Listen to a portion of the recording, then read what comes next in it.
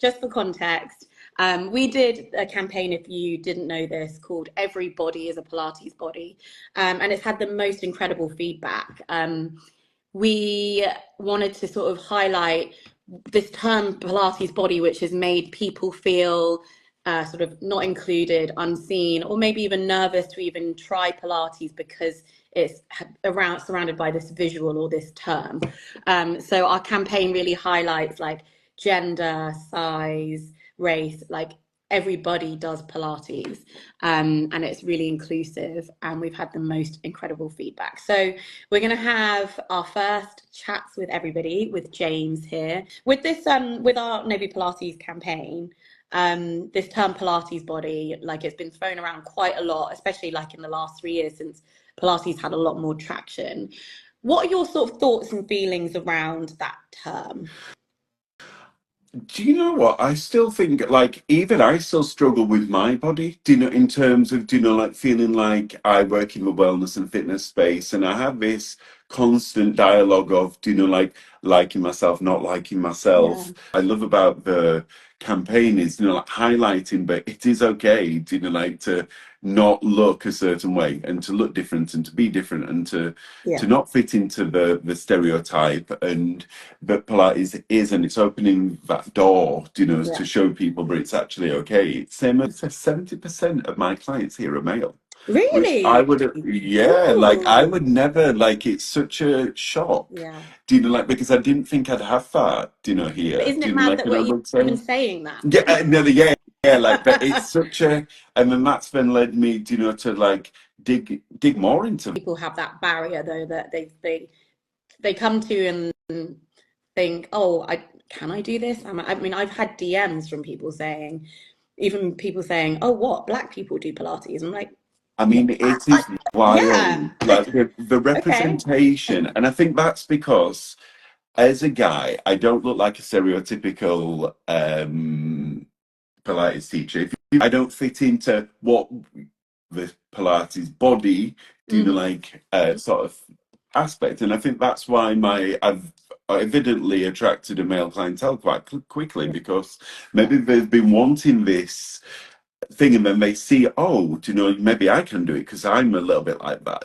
What I love about this campaign is it's helping to spotlight, you know, to then attract and sort of increase the diversity. And similar with regards to like teacher training programs, do you know, like for me, like my manuals have got diverse people in them. Do you know what I mean? Like, so males, you know, not just a stereotypical model doing the move perfectly. If you never see yourself in a manual, would you ever want to be a teacher? It's that simple. Mm. Like, And then if that person doesn't become a teacher, yeah, they won't, other people won't see them being a teacher, and then it's that whole thing how it grows, you know, yeah. and having representation. What have you seen that Pilates helps to like, how does it help to improve that game?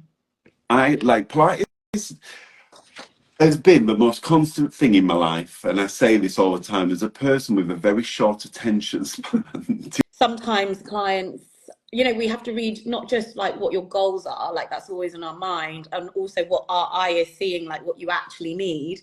But also we have to work with energy, like when they walk through the door, maybe that day needs to be something that's mindful and bringing you back to your center. And sometimes it needs to be sweat it out, push me, let's flow. And Pilates can kind of bob and weave and be what you need it to be in that moment.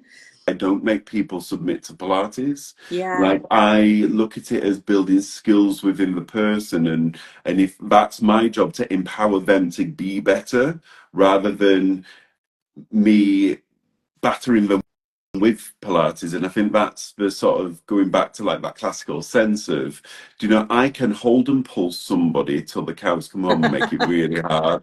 Yeah. But it's boring. Do you know? I think why don't I just put them in a great setup and actually make them feel it because I'm actually teaching them really well. And I think that's the sort of focus, you know, like in actually how do you make somebody actually feel it Yeah. rather than just the spicy and the burn and the, you know, whatever. I can do it. Yeah, Barry's, spin, all of that stuff, they are great, of course, but a lot of people have matched hard work to exertion and feeling exhausted and like maybe a leg's gonna fall off. But obviously Pilates is deeper than that, right? People don't buy Pilates, they buy how you made them feel. Yeah, You know, like, exactly. and if in that first few sessions you don't make them feel good Yeah. because you're nitpicking, you Nitpicking, know, just let it and go sometimes.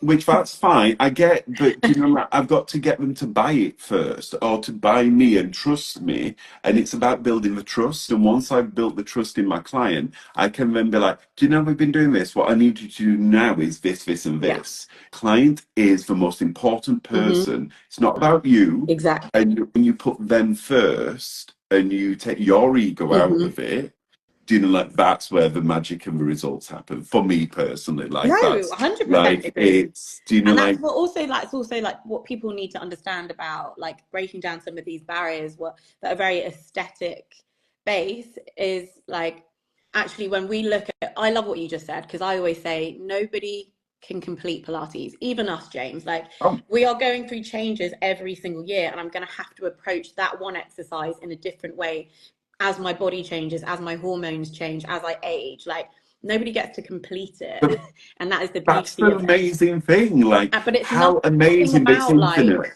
can I get a Right. ripped stomach or like, of course I'm going to get more toned with my musculature. Of course my posture is going to be much better, but it's really about so much more than that. And I think that's been the problem with this Pilates body term is that it's not focusing on actually the heart of what Joseph Pilates was saying. We have community classes which are donations based, you know, so trying to Mm. break down that barrier where you have to earn a certain much. And I know, like, I'm in a fortunate position where I can offer Yeah. that, but being able to do that to then help the local community. So I'm not just opening a Pilates studio, which again only services a certain part of the communities. I learn, and I say this, I learn as much in a Pilates session teaching a Mm. student as vice versa. Do you know, like, in Mm. that there's that two-way energy where I ask for something, they give me something, like, oh my God, do you know, like, or I see something as my clients are Mm. moving.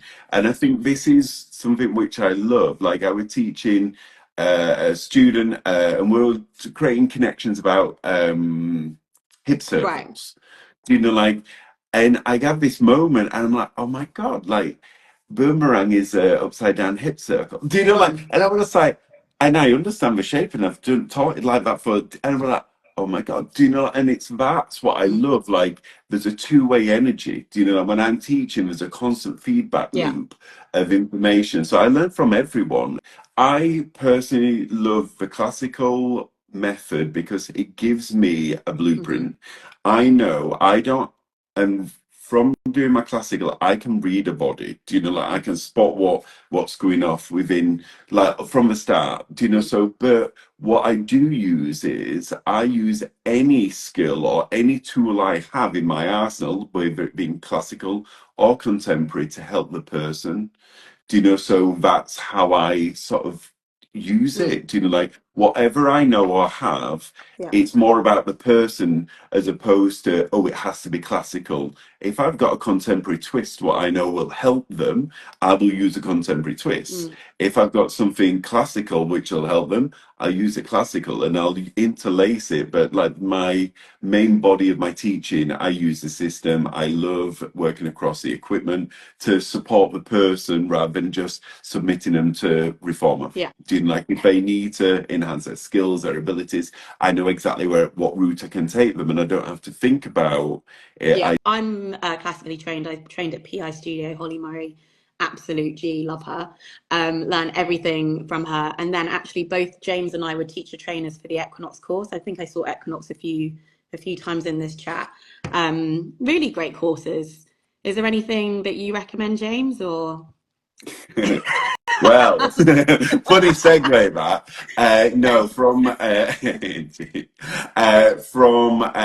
this January we have a classical mat, which is a 150-hour. Do you know? So what I wanted from this set of programs, and the reason why they're called programs is because instead of being a course where you just come and do your weekends, and then you go away, and then you come back and do your exam, this is a more interactive space where you get mentorship, you get help and support. So yes, we have our weekends, but then in between that, we have studio time and time where I'm available to help guide, develop, and throughout those 150 hours, you get, like more, like a really strong foundation. Because I think that's what I've seen from my last role at Third Space was there's so many people that come out of training and they don't really have the strongest foundation to build Yeah. upon. So that's what I want from the MAC course. Then in March, our 600-hour fully comprehensive starts. And that's like the beginner, intermediate, and advanced system across all the equipment. So like how like a traditional classical 600-hour cert. But I've always said the moment you think you've done it all and that you're not the student anymore, you've lost it, because Pilates is a continuous cycle of learning forever and ever. Pilates isn't like as trendy as it is right now. Like I remember just the fight of explaining of what it was to people, like, oh, and they'd be like, "Oh, is it like yoga?" I'm like, "No." Yeah, So standard. that was the barrier, but now at least that barrier is gone. But now it's kind of the battle is to bring it back to its roots, I think. I love and respect its evolution, but there are some versions of it that I think are taking away from like the authentic sort of foundations that were set in place. What do you think we can do to break down the barriers to entry for men? What more can we do? I feel like you as a person, like you personify, it might be easier for you to get male clients because they see themselves in you. That's the representation they need.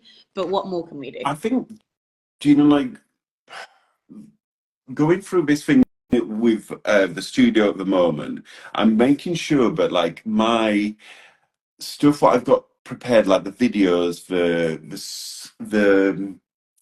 stuff that I'll go on my Instagram, on my website, all is very representative. Yeah. And I think this is something what Nobu does really well. Do you know, like in terms of like the class?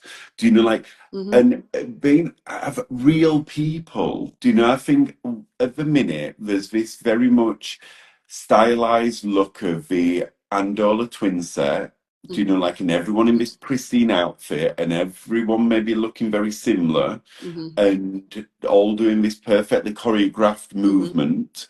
And realistically, that's not what a class is, and that's not what most studios look like when they're in the thrall of the class. And I 100%. think it's more bringing that realness into our social media, how our website, like, we can still be curated and it can still be beautifully shot, Yeah. but using real people, do you know, like, because it goes back to it being for everybody rather than the model body or what we perceive the model body to be, or just for the aesthetics, but everything looks nice Mm-hmm. and curated, you know, because if everything looks nice and curated, that's instantly turning people off, Yeah. especially your male clients. If they just see the twin set, girlies on the reformer doing their stuff, that's, I mean, beautiful if that's what you want your clientele to be. But if you want a diverse clientele, Mm-hmm. like, you need to be showing diversity in your